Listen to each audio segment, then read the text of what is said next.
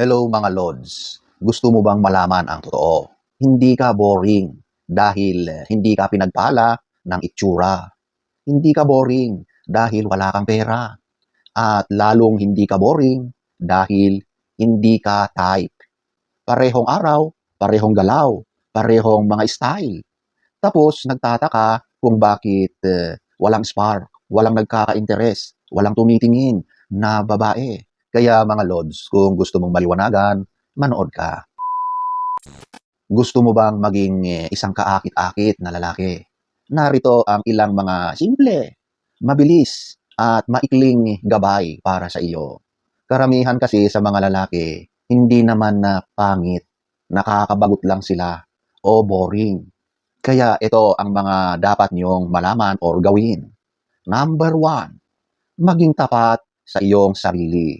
Kumuha ka ng isang listahan o papel at isulat mo ang mga katotohanan sa iyong sarili.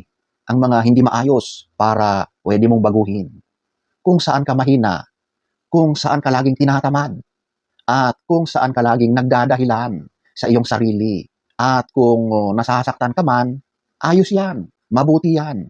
Ibig sabihin ay natatanggap mo na ang mga bagay na totoo.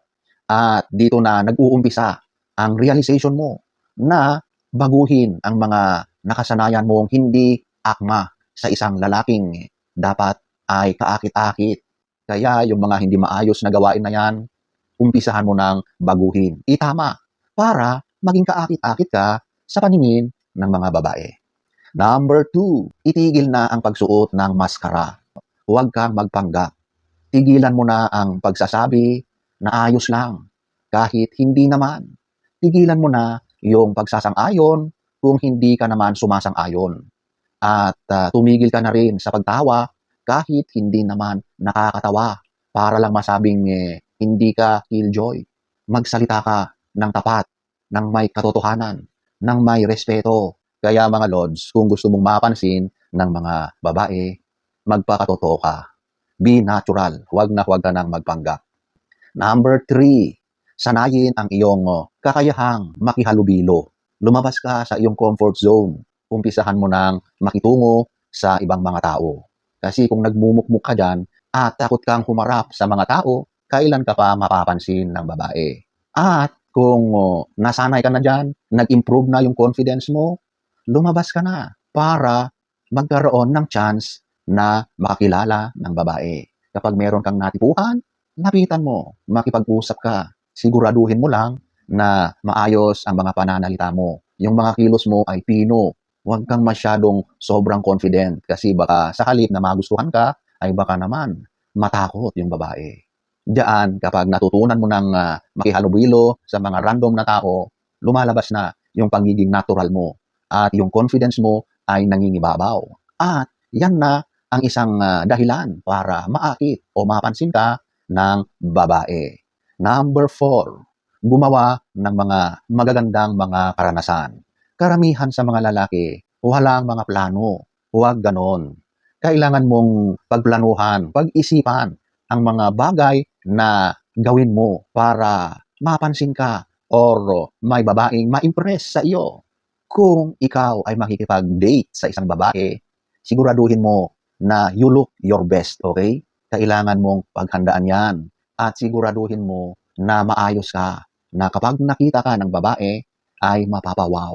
Talagang yung first impressions niya ay matatanim yan sa kanyang isipan. Ang mga kasunod niyan ay positive feedbacks na. Sigurado na magugustuhan ka niyan. At ang kasunod niyan ay magandang balita.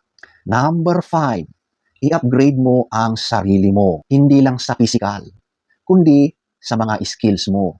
Lahat naman tayo sa itsura nagbabase, lalong-lalo na sa umpisa.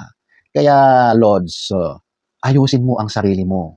Kapag ikaw ay patpatin o maliit ang pangangatawan, mag-gym ka, magpalakas ka, ayusin mo ang postura mo, magdamit ka ng nababagay sa iyo. At yung mga kilos mo, mga pananalita mo, yan ang isa sa dapat mong ayusin, okay? Minsan kasi, yung mga pananalita natin, yung mga choice of words, kahit maganda naman yung intention natin, Pero iba yung lumalabas sa ating bibig, maaring ninenerbiyos ka, ay nagiging sagabal para ma-impress ang isang babae. Karamihan, lalaki, babae, tinitignan ang itsura, ang kabuuan mo, kung paano mo dalhin ang sarili mo. At i-upgrade mo rin ang mga kaalaman mo, ang skills mo. Alam mo, ang mga babae, nakatingin lang yan, nag-o-observe yan kung ano ba ang kaya mong ibigay, kung ano ba ang ginagawa mo. Kaya, Lods, para mapansin ka at ma-impress sa iyo ang babae, i-upgrade mo ang sarili mo. So, ano ang moral lesson? Ang problema sa karamihan ng lalaki, hindi sa kakulangan ng potensyal, kakulangan sa tapang. Tapang na harapin ang sarili, tapang na aminin kung sino talaga siya, tapang na maging totoo kahit hindi naman sang-ayon ang lahat. Kapag alam mo ang direksyon mo, kapag may paninindigan ka, kapag hindi ka takot mawalan, yan ang lalaking mahirap palitan. At sigurado na ikaw ay magiging kaakit-akit sa paningin ng babae.